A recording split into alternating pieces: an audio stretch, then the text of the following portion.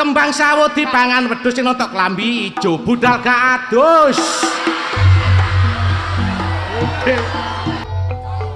Good morning, selamat pagi. Jangan ditinggal, iku don't forget me.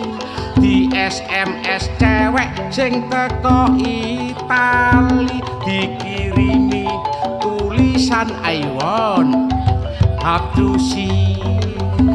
Mergo biyen dhek tau janji nek ana waktu pasti ayem disambangi.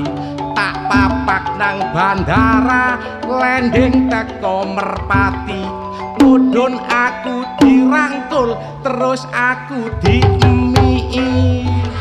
Aku nyadari nek cewekku pancen turis.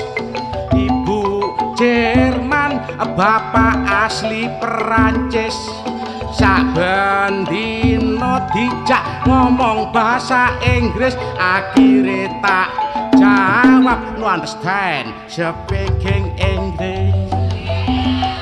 Wong enak pancen wong pacaran, metu wong loro tak gandengi tangan.